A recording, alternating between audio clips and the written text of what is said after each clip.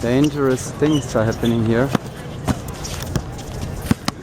Competitors, Mr. Josh Hall, world champion in 2012, is playing against Mr. Sean Sweeney, 8-way world champion. They're fighting it out. It's a good game, it's a good basketball game. Dunk it, dunk it! Check. Sean, you can dunk it. I don't know, man. I'm getting up there. Show me. He's old basketball. Feels good, no? Oh, and we almost forgot there's Mr. John D'Annunzio is in the game too. Look at that. And the paraclete videographer Matt.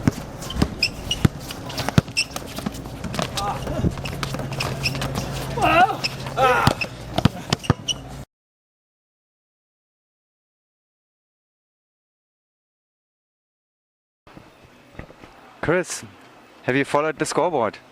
What? What scoreboard? What are we doing? Yeah, I have. Well, they just I've seen through round one for the open class. Looks like Airspeed's jumped out to an early lead as expected. We'll see how it goes. They I just watched them dirt dive this fast round, and yeah, it's good. It's a good jump. It's F9LO.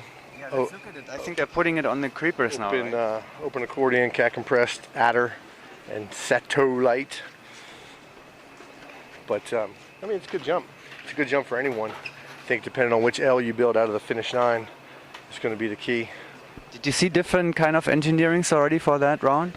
No, I think everyone's pretty much taken the same L out of the finish 9 with the outside center on the point of the L and the inside center with the side body. But I mean, there are, depending on your engineering, there's a lot of options there for sure. How fast is that sequence? What do you think? Very. I don't think that it's world record fast, but it is definitely, it's going to be the high round of the meet for sure.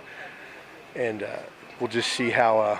I think it's going to come down to engineering and then of course timing. So the more experienced teams, the better trained teams are going to be able to really put the coals to it, and some of the junior teams will have to really work to keep on the same pace as one another without jumping keys and minimize the busts. As you see as they're creeping, there's a flow to it. There's not a lot of time on grips. And for the less experienced teams, that might be tempting to try and go just a little faster than you're able. So they'll have to try and keep it under control. So they have center inside with a longer move here too. Let's see if anybody else. Yeah, everyone's doing the same adder.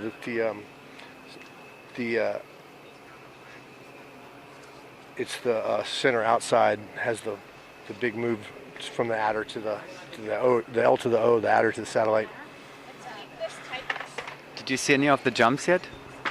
No, I haven't. Actually, I went in the bent prop and got some breakfast and got caught up on my email. But I haven't seen the scores. It's been moving into the shade for us here, and it's better lighting actually for now, so we have them right in front. So how's the mindset for a fast round like that? Well, the mindset's the same as any other round. You look at the draw and you put yourself in, you prepare the jump the same as any other jump. On the jumps that aren't as fast, that you're more deliberate about block technique and making sure that you land the blocks on grips so that there's no waiting. On the fast jumps, you make sure that the timing is there, that everybody understands where the last grips are, and so based on last grips is when we can go to the next point. The preparation isn't any different as much as you have a process for it. You just might prepare for fast jumps differently than, say, a 3-block jump, but you put the same effort. You have the same mindset. It's just a stepping stone on the way to the round 10. What was your highest 4-way score? Your own world record? My own world record. I've never set a world record. Everybody has its own. Yeah, the Chris Talbert record in competition is 29. Which is obviously not much these days. In 4-way? In 4-way, yeah. And we might have done so. Gold team, we might have done something better than that. Of course, that 29 was a jump that just stands out in my mind. And I mean, you always have to. You depend on the competition draw, of course. If you never get lucky enough to get one of those. Yeah, that's what we'll blame it on. We'll blame it on the draw. Okay, well, all right. Well, we're getting ready for round 3 here, and airspeed is done with the preparations. We'll be up soon. Thanks, Chris. Thank you. Then let's ask Thomas. He has a more. Thomas is done. You have time. You have to walk Time across. for- We're walking this way. Okay. So, how's your mindset on round 3? I feel good. I'm a little hungry, so I'm gonna go grab some food. But other than that, I feel great. What do you think? What is the numbers we're going to see in round? Well, we're definitely gonna see block 9. Other numbers, I'm not gonna tell. Go. Say at least 35. Oh, you are still working. I say. At least 35, Thomas says. I don't believe him. He's never serious with me, at least.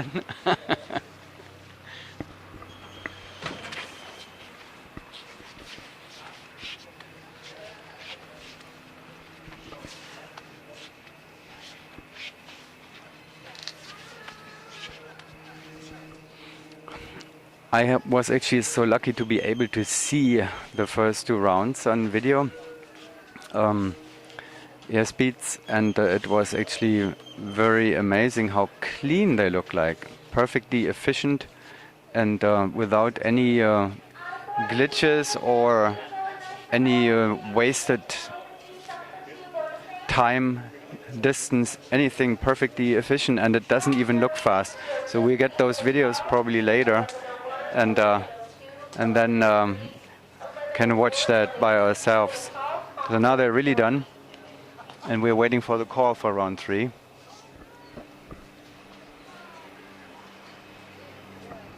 In the meantime, Thomas Hughes center outside is still not done yet. He's going back to help Carolina Turbo XP a little bit. And Turbo had a good start, Chris, right? Yeah, they did. I haven't seen their round 2, but I know their round 1 was a good start. They've put a lot of effort in the past few months. They've had all sorts of issues this year with between aircraft availability and weather, and the fact that the whole team doesn't live there and at Skydiving Carolina in Chester, South Carolina. They really have to make it work. And talking to their coach Thomas Hughes, they've made big improvements in the past couple months, which is great to see that they're kind of peaking at the meet. Hopefully, maybe we'll see. I think it's possible we might see a bronze medal performance out of them. How long has Thomas been working with them? This year alone. They were working with someone else for the first year, and then I think they wanted to change things up and get a fresh perspective, and so they brought Thomas on board. And I know that he's been both at Skydiving Carolina and at Paraclete XP Skyventure for a lot of their training camps. He's actually stayed at my place a couple times and talked about just how much effort these guys are putting into their training. And now they're actually tied with the rhythm after round 1. Well, I'm gonna sneak in on Thomas a little bit and see what he has to say and what he's telling the teams. Okay. Thanks, Chris. On 38, you're on a 5-minute call. Teams 12:29, 12:30, 12:31, 12:32, 5-minute call. Comp low 38. So Andrew, really important for you is going for the finish of the 9 is make sure you see Joey, right? You want to make sure you're on the correct line with him. Otherwise, it's really easy for you to be behind him, and he's got that workaround his legs to get to that line. So again, the most important thing on this one is set those 9s up correctly and finish them at all costs. So it's going to lead us right into that random set, right? Especially for Joey, he's not going to have a good feeling if they're not set up right. What do you mean by behind? So if we go to finish of the 9 real quick. So if you're short on it like this, he's behind your knees right now trying to come into the middle, right? So we don't want you far away, but we want to set it up correctly. There you go. And then as you're building that L, just see him more than see the head. That's it. Keep it smooth, huh? Like, again, keeping that same plan. Just because it's a faster jump doesn't mean